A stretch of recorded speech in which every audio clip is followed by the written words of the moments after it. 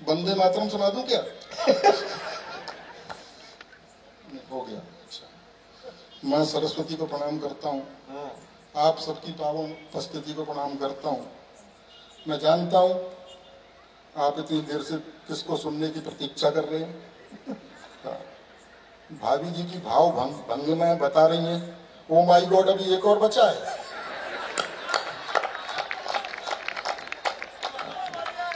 तो मैं इसलिए ज्यादा देर तक आप लोगों के प्राण नहीं पीऊंगा।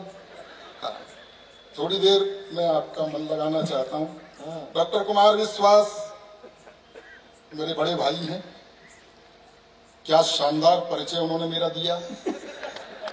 बहुत प्रेम करते हैं, आप समझ गए होंगे।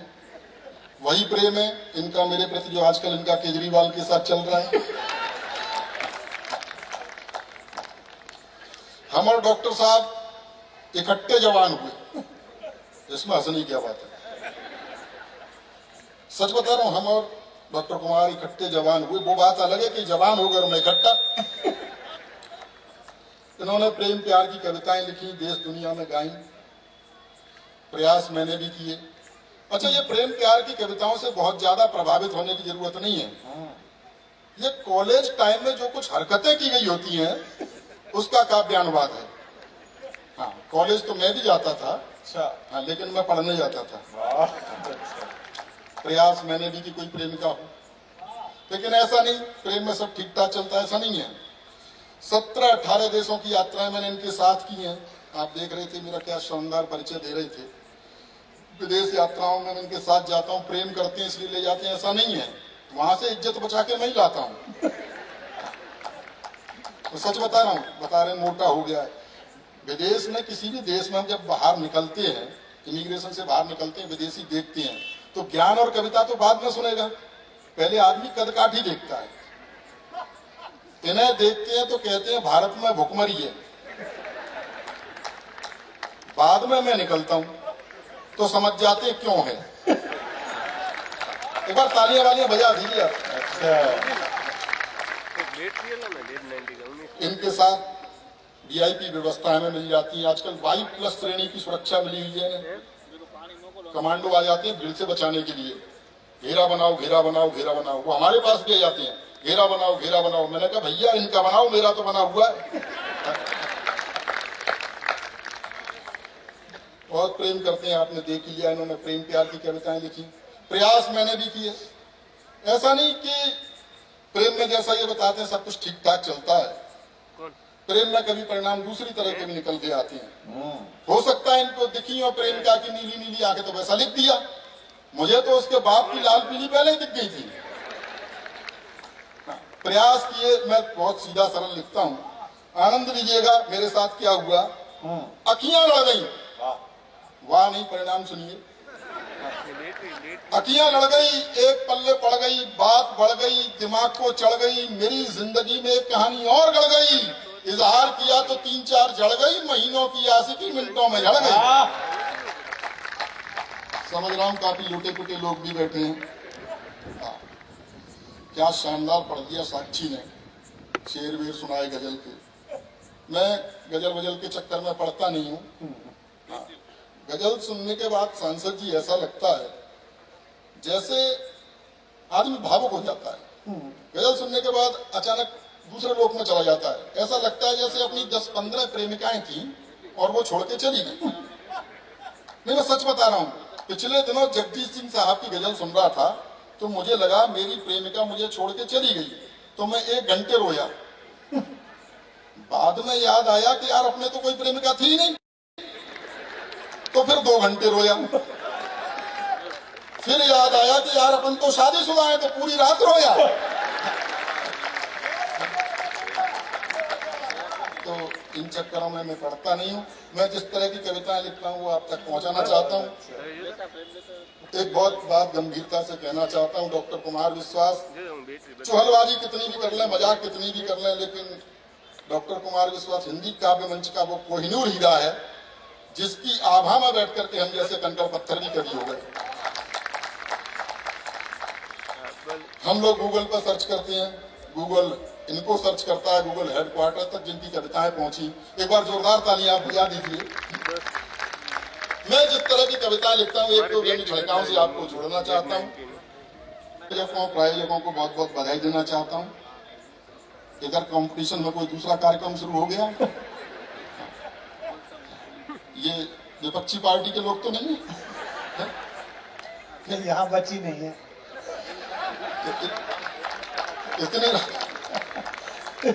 इतनी रात में किसकी बारात निकल रही है? जिसकी अभी तक चढ़ी नहीं है। विपक्ष में एक ही आदमी है, ना बहुमत मिल रहा ना बहू।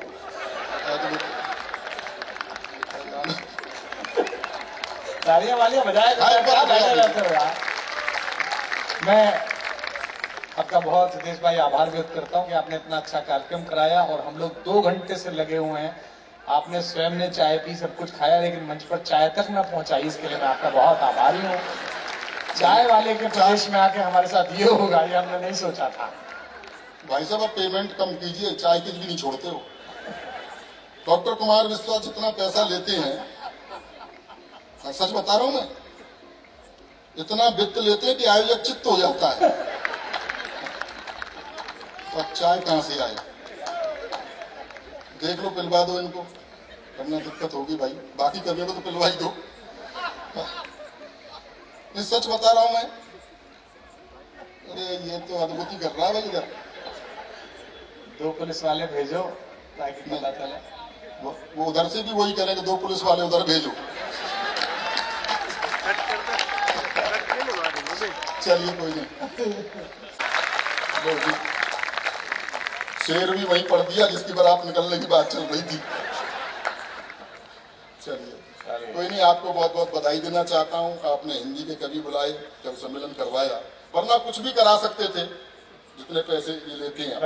हाँ, उसमें वैसे ही कम नहीं है तो और बता दो ना।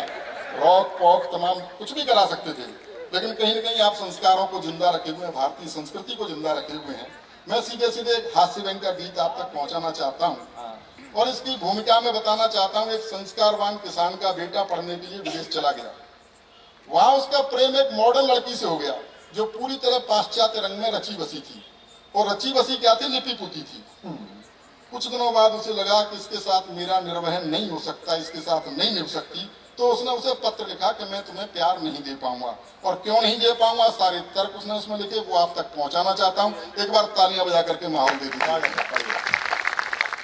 जो उसने लिखा, ओ कंप्यूटर युग की छोरी, ओ कंप्यूटर युग की छोरी, मन की काली तन की गोरी, किंचित तो अपनी बाहों का गलहार नहीं दे पाऊंगा, करना मुझको माफ, मैं तुमको प्यार नहीं दे पाऊंगा। यो कंप्यूटर युग की छोरी, क्यों नहीं दे पाऊंगा? तर्क सुनिए। कि तुम फैशन टीवी सी लगती, मैं संस्कार का चैनल हूँ। तुम फैशन टीवी सी लगती, मैं संस्कार का चैनल हूँ। तुम मिनरल वाटर की बोतल, मैं गंगा का पावन जल हूँ। तुम करो गाड़ियों की मांगे, मैं पाँव पाँव चलने वाला। तुम हेलोजन जलती हो, मैं दीपक सा जलने वाला। तो चमक चमक वाला तुमको संसार नहीं दे पाऊंगा, करना मुझको माफ, मैं तुमको प्यार नहीं दे पाऊंगा। कंप्यूटर युग की छोरी। बहुत अच्छे, ताली वाली बजाते रहिए, तो कोई आसाराम बापू की कथा नहीं हो रही है। और तर्क सुनिएगा, लड़की मॉडल है, मॉडलिंग करती है कि तुम रैंप पे देह दिखाती हो, मैं संस्कार को जीता हूँ। तुम रैंप पे देह दिखाती हो, मैं संस्कार को जीता हूँ। जब तुम्हें देख सीटी बजती, मैं घूंट लहू का पीता हूँ। तुम सदा स्वप्न में जीती हो, मैं हूँ यथार्थ जीने वाला। तुम जाम टकीला पीती हो, मैं हूँ मट्ठा पीने वाला।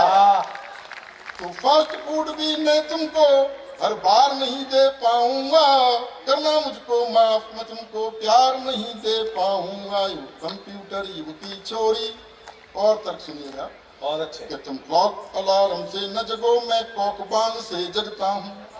तुम क्लॉक अलार्म से न जगो, मैं कॉकबान से जगता हूँ। तुम डिस्को की धुन पर नाचो, मैं राम नाम ही जपता हूँ। तुम डैडी को अब डैड कहो, अंग्रेजी की भी अंग्रेजी। तुम डैडी को अब डैड कहो, मम्मी को मॉम बताती हो। तुम करवा चौथ भूल बैठी, डे वैलेंटाइन मनाती हो। तो तुम्हें तुम्हारे सपनों का त्योहार नहीं दे पाऊंगा, करना मुझको माफ, मैं तुमको प्यार नहीं दे पाऊंगा। उनकी करी उनकी चोरी। उस संस्कार से मुझे याद आ गया, और ये सच्ची घटना है, कोई जोक नहीं है। संजय दत्त जब जेल में थे तो उन्हें जल्दी छोड़ दिया था, क्योंकि जेल में उनके आचार व्यवहार संस्कार बहुत अच्छे थे। तो ये खबर टीवी पर चल रही थी। मेरा एक 12-13 साल का भतीजा है, उसने खबर देखी, बोले चाचा इसे जल्दी क्यों छोड़ दिया? मैंने कहा बेटा इसके जेल में आचार व्यवहार संस्कार बहुत अच्छे थे। बोले अच्छा, आसाराम बापू जेल में भी नहीं मानने क्या? आनंद लीजिएगा कि तुम क्लॉक अलार्म से न जगो, मैं कॉकबान से जगता हूँ। तुम डिस्को की धुन पर नाचो, मैं राम नाम ही जपता हूँ। तुम डैडी को अब डैड कहो, मम्मी को मॉम बताती हो।